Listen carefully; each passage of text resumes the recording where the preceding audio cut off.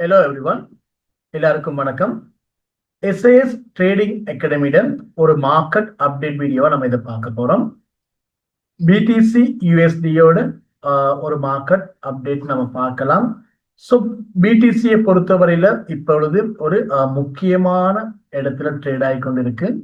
So market அடுத்து என்ன ஆக போகுது? மார்க்கெட் இந்த புள்ளி சாய்க்கு இருக்கக்கூடிய இந்த மார்க்கெட் வந்து இன்னும் கண்டினியூ ஆக போகுதா, அல்லது மார்க்கெட் இதுல இருந்து ஒரு கரெக்ஷன் எடுக்குமா? அப்படியான விடயங்களை இதுல பார்க்கக்கூடியதா இருக்கும். ஸோ பிடிசி சம்பந்தமா ஒரு அப்டேட் வீடியோ ஆல்ரெடி போட்டிருக்கேன், அதுல கண்டினியூவா கூட இதை நீங்க பார்க்கக்கூடியதா இருக்கும். ஸோ ப்ரீவியஸா போட்டிருக்க வீடியோவை யாரும் பார்க்காம இருந்தீங்கன்னு சொன்னா அந்த வீடியோ பார்த்துட்டு இந்த வீடியோ பாருங்க. ஓகே, வீக்லி சார்ட்டை பொறுத்தவரையில மார்க்கெட் இப்போ வந்து பாத்தீங்கன்னு சொன்னா ஒரு ஸ்ட்ராங்கான ஒரு ரெசிஸ்டன்ஸ் லைன்ல ட்ரேட் ஆகிக்கொண்டு இருக்கு. ஓகே, அதை எப்படி நம்ம கண்டுபிடிக்கலாம்னு கேட்டா, உங்களுக்கு பாருங்க, பிடிசியோட 2017 இப்படியான ஒரு ஐ இந்த இடத்துல கிடைச்சிருக்கு. ஓகே, பார்க்கலாம். இந்த இடத்துல அதே மாதிரி பாத்தீங்கன்னு சொன்னா 2021, ஓகே, 24, 25 அந்த காலப்பகுதியில இப்படியான ஒரு ஐ மார்க்கெட்ல ஃபார்ம் பண்ணியிருக்கு. ஸோ இந்த ஐயா நம்ம கனெக்ட் பண்ணும் பொழுது நமக்கு ஒரு ஸ்ட்ராங்கான ஒரு ரெசிஸ்டன்ஸ் லைன் இந்த இடத்துல பார்க்கக்கூடியதா இருக்கு.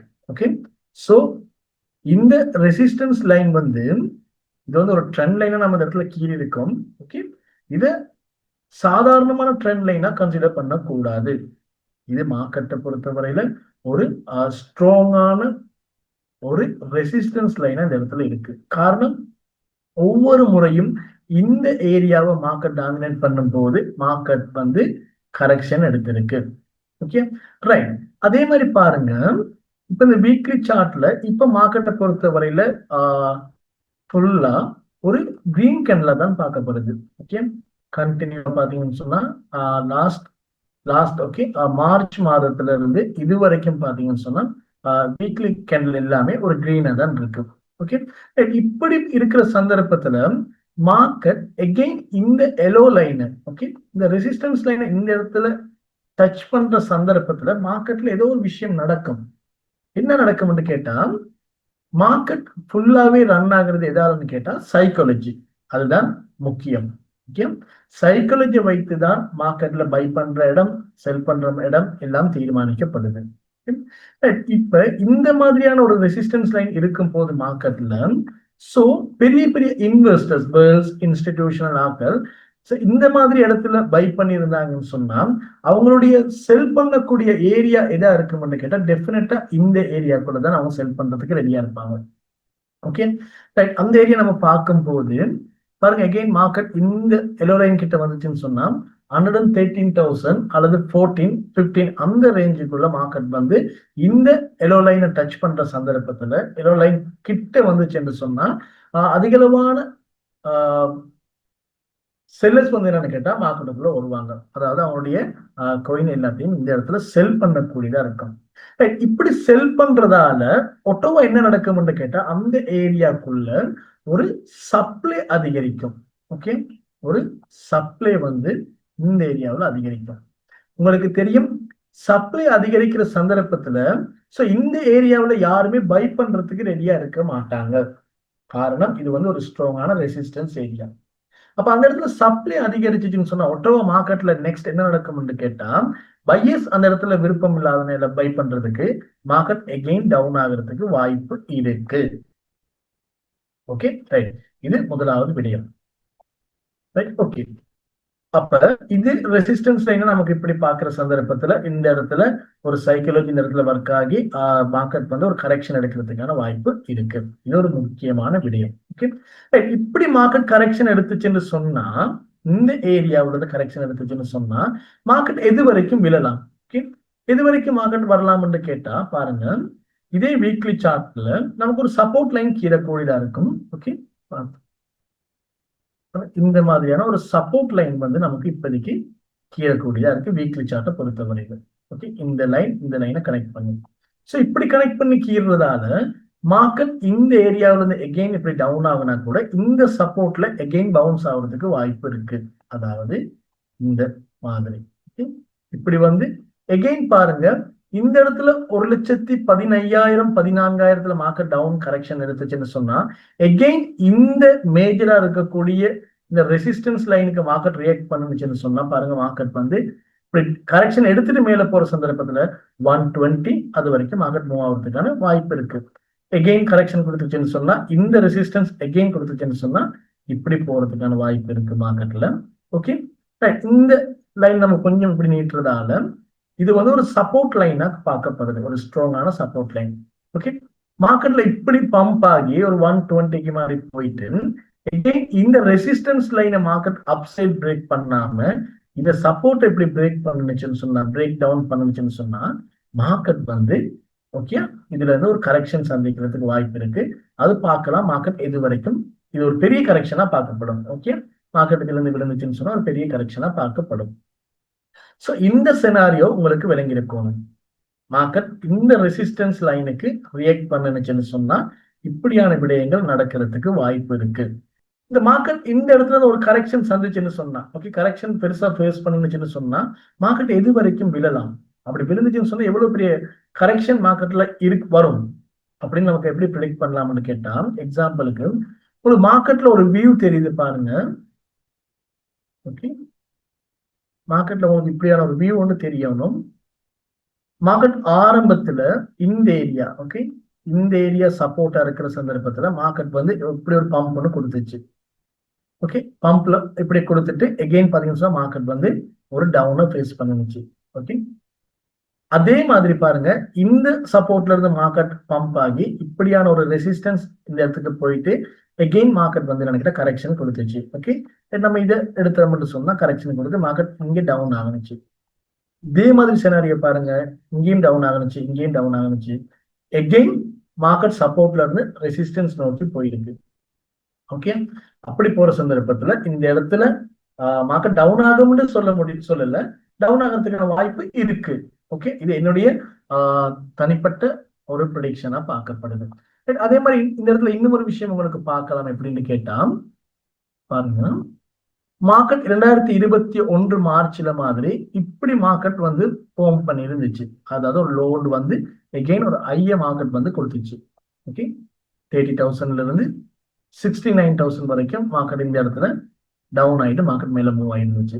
அதே மாதிரி பாருங்க இந்த இடத்துலயும் இதே பேட்டர்ன் ஒன்று இப்போதைக்கு கிரியேட் ஆகி இருக்கு.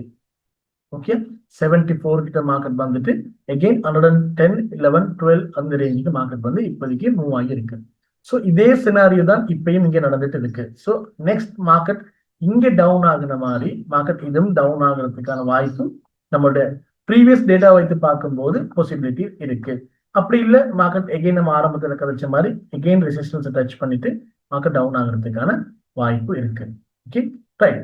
இப்ப இப்படி டவுன் ஆகணுச்சுன்னு சொன்ன மார்க்கெட் இந்த மாதிரி கிராஷ் ஆகணுச்சுன்னு சொன்னா எவ்வளவு தூரத்துக்கு வரலாம்னு சொல்லி நம்ம ஃபிபனாக்கி ரீட்ரேஸ்மெண்ட் போட்டு பார்ப்போம். Okay, right right. இந்த இடத்துல பாருங்க நம்ம ஃபிபனாக்கி ரீட்ரேஸ்மெண்ட் போட்டு பார்த்தோம்னு சொன்னா இந்த ஏரியாவுக்கு ரைட் எப்படி பார்க்கலாம்னு கேட்டா நம்ம கொஞ்சம் ஹிஸ்டரியை பார்த்துட்டு வருவோம். ஓகே, ஆரம்பத்துல பாத்தீங்கன்னு சொன்னா மார்க்கெட் வந்து 2016ஆம் ஆண்டு டிசம்பர் காலகட்டத்துல 2017ல ஒரு ஆல் டைம் ஹையை ரீச் பண்ணிச்சு. 19,000 மாதிரி மார்க்கெட் மூவ் ஆச்சு. இதுல பாருங்க ஒரு டவுனை ஃபேஸ் பண்ணி இருந்துச்சு. நம்ம அதுக்கு ஃபிபனாக்கி போட்டு பார்த்தோம்னு சொன்னா ஓகே இந்த ஐக்கு நம்ம போட்டு பார்த்தோம்னு சொன்னா மார்க்கெட் எது வரைக்கும் வந்திருக்குன்னு கேட்டா எக்ஸாக்டா பாருங்க 0.78 அந்த ரேஷியோ மார்க்கெட் ரீச் பண்ணி அதுல இருந்து மார்க்கெட் வந்து பவுன்ஸ் ஆகி இருந்துச்சு. ஓகே, 2017ல எகெயின் பாத்தீங்கன்னு சொன்னா மார்க்கெட் இந்த 0.78ல இருந்து பம்ப் ஆகி மார்க்கெட் ஆல்மோஸ்ட் 68,9,000 வரைக்கும் மார்க்கெட் மூவ் ஆகுச்சு. ஸோ இந்த லோவுக்கும் ஐக்கும் நம்ம ஃபிபனாக்கி போட்டு பார்த்தோம்னு சொன்னா நமக்கு இந்த லோ எப்படி வந்திருக்கு என்ன ரேஷியோல கிடைச்சிருக்குன்னு சொல்லி பார்க்க முடியும். ஃபிபனாக்கி போட்டு பார்ப்போம். இந்த லோவுக்கு இந்த லோல இருந்து இந்த ஐக்கு போட்டு பார்ப்போம். இப்படி போட்டு பாத்தீங்கன்னு சொன்னா உங்களுக்கு எகெயின் பாருங்க 0.786 வரைக்கும் மார்க்கெட் வந்து டவுன் ஆகியிருக்கு. டவுன் கொடுத்துதான் இப்ப நம்ம பார்த்துக்கிட்டு இருக்கக்கூடிய இந்த கரண்ட் மார்க்கெட் புல் ரன் வந்து மார்க்கெட் வந்து ஃபார்ம் பண்ணி இருக்கு. ஓகே, முதலாவது தடவையும் 0.786க்கு வந்துச்சு. செகண்ட் டைமும் பாத்தீங்கன்னு சொன்னா 0.786 வரைக்கும் மார்க்கெட் வந்திருக்கு.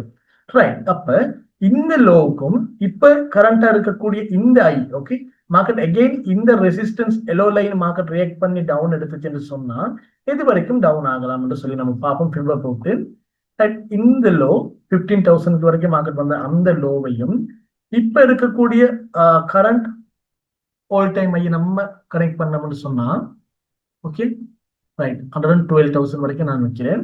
ஓகே இந்த ஏரியாவில் நம்ம டச் பண்றதால பாத்தீங்கன்னு சொன்னா மார்க்கெட் அகெயின் இதே மாதிரி செனாரியோ ஆரம்பத்துல 2 முறை நடைபெற்ற அதே மாதிரி ஒரு கிராஷ் மார்க்கெட்ல அகெயின் வந்துச்சுன்னு சொன்னா மார்க்கெட் பாருங்க 0.786 35,000 வரைக்கும் இருக்கு. ஓகே ரைட் நான் சொல்லல 35,000 வரைக்கும் மார்க்கெட் விழும் என்று சொல்லி. ஓகே இது ப்ரெடிக்ஷனை பொறுத்து இதை வந்து நமக்கு பார்க்கக்கூடியதா இருக்கும். அல்லது கோல்டன் பாக்கெட் பாருங்க 52,000 வரைக்கும் மார்க்கெட் வர்றதுக்கான வாய்ப்பு இருக்கு அகெயின். அல்லது 0.5 ரேஷியோ மார்க்கெட் டச் பண்ணுச்சுன்னு சொன்னா 63,000 வரைக்கும் மார்க்கெட் வர்றதுக்கான வாய்ப்பு இருக்கு. மார்க்கெட் கிராஷ் ஆகுனுச்சுன்னு சொன்னா இது ஒரு பக்கம். Okay right. சோ இது உங்களுக்கு விளங்கி இருக்கும்னு நினைக்கிறேன். ஓகே இப்ப மார்க்கெட் இந்த இடத்துல இருந்து இப்ப டவுன் ஆகினாதான் இந்த நான் இவ்வளவு நேரம் கதைச்ச விடயங்கள் எல்லாமே மார்க்கெட்ல நடக்கிறதுக்கான வாய்ப்பு இருக்கு.